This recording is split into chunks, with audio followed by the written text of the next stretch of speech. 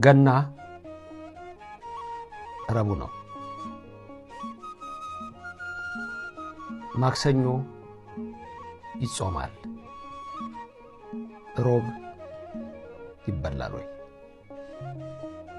ብዙ ሰዎች ሁሉ ጊዜ በዓሉ ለየት ብሎ በሚውልበት ጊዜ ይቸገራሉ። የሚቸገሩበት ምክንያት ምንድነው? ሕጉን ካለመማር ካለማስታወስም አንዳንድ ጊዜ ያጋጥማል።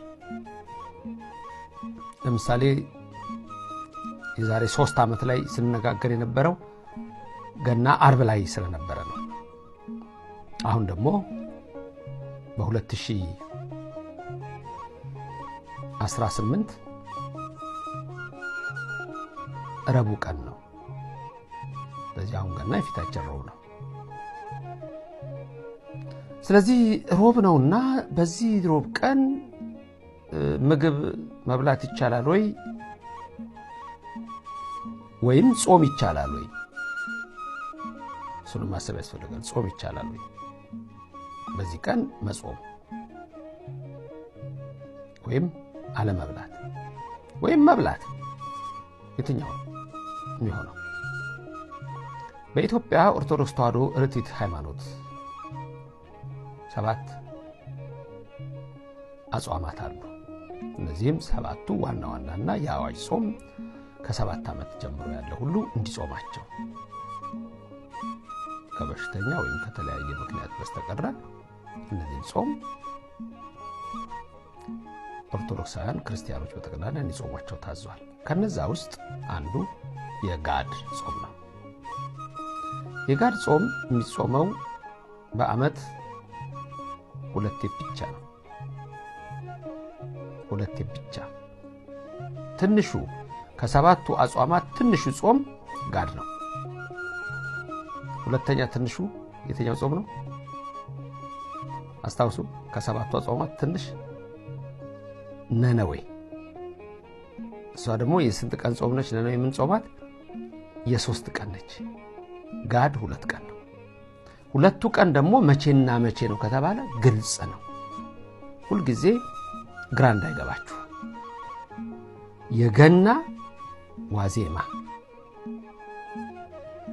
የጥምቀት ዋዜማ፣ ሁለቱ ጋድ ጾም ይባላል። አንዳንድ ሰዎች ጥምቀት እሺ፣ ገና ግን ከሱ ኋላ ያሉት ዕለታት በጠቅላላ ጾም ስለሆኑ ምን ማለት ነው ብሎ ጥያቄ የሚያነሳ ሰው ይኖራል። ጥሩ ጥያቄ ነው። ልክ ነው። ከገና በፊት ያሉት ዕለታት ሁሉ አጽዋማት ያለበት ጾም ያለበት ቀን ነው። ስለዚህ ምንድነው ጋድ መጾም ያለብን ብለው ሰዎች ሊያነሱ ይችላሉ። ጥሩ ጥያቄ ነው እንዳልኳችሁ። ግን ምንድነው ያ ከሌሎቹ ጾሞች በተለየ ሰዓቱ ራሱ ረጅም ነው እንጂ አሁን ሌላ ቀን ተጾሞ ምሳ ላይ ይበላል። በሌሎቹ አጽዋማት አይደለም። ከገና በፊት ባሉት ጾማችሁ ቁርስ ከተዋችሁ ምሳ ትበላላችሁ፣ እራት ትበላላችሁ። ወይም አንዳንድ ሰው ምሳ ብቻ ሊበላ ይችላል፣ አንዳንድ ሰው እራት ብቻ ሊበላ ይችላል። ግን ቁርሱን ተወው ምሳ ሰዓት ላይ ምሳ ይበላል። ሰዓቱ ሲደርስ እንዳቅሙ። የዚህ ቀን ግን አክፍሎት ነው። ቅዳሴው ሌሊት ነው የሚቀደሰው። ሌሊት ስለሚቀደስ ጋድም ስለሆነ ያ ጾም ረጅም ሰዓትም የሚወስድ ነው። ስለዚህ የጋድ ጾም ተብሎ የልዋይ ጾም ተብሎ ይታወቃል። ሁለተኛው ደግሞ ጋድ ባይኖር ኖሮ ዝም ብሎ ጾም ቢሆን ኖሮ ሮብ ቀን አሁን መብላት አይቻልም ነበር። ለምሳሌ የሐዋርያትን ጾም እንውሰድ። የሐዋርያት ጾም ወይም የሰኔ ጾም ተብሎ በልማድ የሚነገረው ወይም የቄሶች ጾም የሚባለው ማለት ነው። አሁን እሱ የሚፈታው ሁሉ ጊዜ ፋሲካው መቼ ነው? እሱ ጾም ሐምሌ 5 ቀን ነው። ሐምሌ 5 ቀን የነቢያት ጾም የሐዋርያት ጾም የነቢያት የገናው ነው። የሐዋርያት ጾም ተጾሞ ወይም የቄሶች ጾም ተጾሞ የሰኔ ጾም ተጾሞ ሐምሌ 5 ሮብ ቀን ቢሆን ልክ አሁን እንዳሁኑ ገና ሮብ ቀን ቢሆን ይበላል አይበላም? ፍልሰታ የቤታችን ፍልሰታ ነሐሴ 16 ቀን ሮብ ቢሆን ወይም አርብ ቢሆን ስጋ ይበላል ይዛን ቀን አይበላም። ለምን? ጋድ የላቸው። ጋድ ቢኖራቸው ኖሮ እነሱ ቢሰራ ስርዓት ኖሮ እንበላ ነበር ማለት ነው። እነዚህ እዛ ቀን ግን ጋድ የላቸው። ስለዚህ ጋድ ያላቸው ገናና ጥምቀት ናቸው። ስለዚህ ገና ሮብ ቀን ቢውል እንደ ሌሎቹ አጽዋማት እንደ ሐዋርያት ጾም ወይም እንደ ፍልሰታ ቢሆን ኖሮ ሮብ ቀን ሲውል ሮብ አሁን እንበላ ነበር አንበላም ነበር። ጋድ ስለሆነ ግን የተለወጠ ልዋጭ ማለት ስለሆነ በዛ ፋንታ ይሄኛውም ቀን ስለሚጾም እንደገና ደግሞ በተለያየ ምክንያት ያልጾሙ ሰዎች ያችንም ቀን ይጾማታል። ቢያንስ ጋድን የሚጾሙ ሰዎች አሉ፣ ታማውም ቢሆን ወይም ደግሞ በተለያየ መንገድ ሄደው ያችን የሚያስቧት ሰዎች ደግሞ ይኖራሉ። ስለዚህ ያቺ የጋድ ጾም ነች። የጋድ ጾም ስለሆነች ሮብ ቀን በገና ዕለት ምን ይሆናል ማለት ነው? ወይም በአርብ ቀን ቢሆን ይበላል ማለት ነው። ለምን? ጋድ ስላለ ነው። ስለዚህ አንዳንድ ሰዎች ጋድ የለውም ገና ብላችሁ ካላችሁ ሮብ ቢሆን አይበላም ማለት ነው። ጋድ ባይኖር አያችሁ፣ ቁልፍ ነገር ነው። ይሄ በጣም ቁልፍ ነገር ነው። ፍልሰታ ላይ ሮብ ቢሆን አርብ ቢሆን አንበላም። የሐዋርያት ጾም ቢፈታ ሐምሌ 5 ሮብ ቢሆን አርብ ቢሆን አንበላም። ወይ ሐሙስ ነው ወይ ቅዳሜ ነው የምንመገበው። ስለዚህ የገናን ግን የምንበላበት ምክንያት ራሱ ጋድ ስላለው ነው። ስለዚህ ማክሰኞ ጋድ ነው፣ ረቡዕ ፍስክ ነው።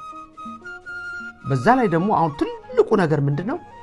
እግዚአብሔር ከሰማያት ወርዶ ስጋውን ደሙን የሰጠበት ምስጢር በከብቶች በረት የተገኘበት የደስታ በዓል በመሆኑ ራሱ ጌታ ከሰማይ ሰማያት የወረደበት ስለሆነ ልዩ ቀናችን ነው የጌታ በዓል። ከዚህ የተነሳ ጋድ ማክሰኞ አለ፣ ረቡዕ የፍስክ በዓል ይሆናል።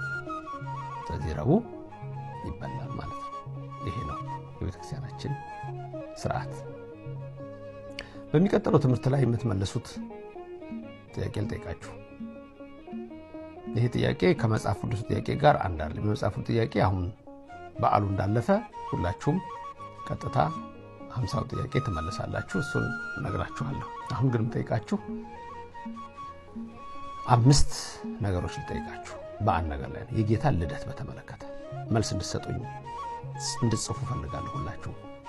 አንደኛ ጌታ የተወለደበት ዘመኑ። ሁለተኛ ወሩ። ሶስተኛ ዕለቱ። አራተኛ ቀኑ። አምስተኛ ሰዓቱ። እነዚህ ጥያቄዎች ነው የምትመልሱልኝ። ልብ በሉ። አንደኛ ዘመኑ በዘመነ በማ ዘመን ለ4 ይከፈላል። ማቴዎስ፣ ማርቆስ፣ ሉቃስ፣ ዮሐንስ። ስለዚህ በየትኛው ዘመን ጌታ ተወለደ? 2 ወርሁ ወይም ወሩ በምን ወር ተወለደ?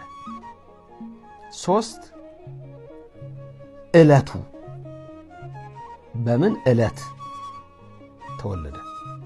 ዕለት ማለት እሁድ፣ ሰኞ፣ ማክሰኞ፣ ሮብ። 4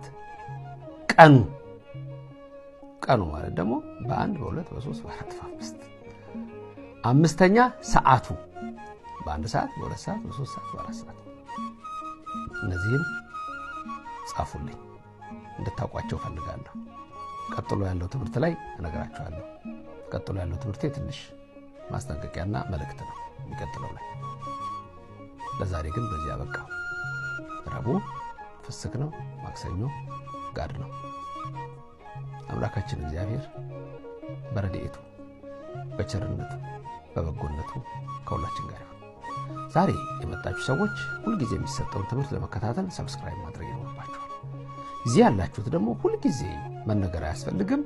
ስትጀምሩ ላይክ አድርጋችሁ ስትወጡ ኮሜንት አድርጋችሁ ለሌላ ሰው ሼር አድርጋችሁ የእግዚአብሔር ቃል ለሌላው እንዲዳረስ አድርጉ። ይህን የምታደርጉትን ሁሉ ደግሞ እንደሁሌው መርቃችኋለሁ። የልቦናችሁን ሐሳብ እግዚአብሔር ይፈጽምላችሁ። ድንግል ማርያም በቀኝ በግራ ትቆምላችሁ። ሁላችሁም ይህን ድምጽ የሰማችሁ ሁሉ ከፊት ተምራችሁ ከኋላ ትከተላችሁ። በልቦናችን ከልጇ ጋር ነግሳ ለዘላለም ትኖር። ያስተማረን የመከረን ኃያሉ አምላክ እግዚአብሔር ስሙ የተመሰገነ ይሁን።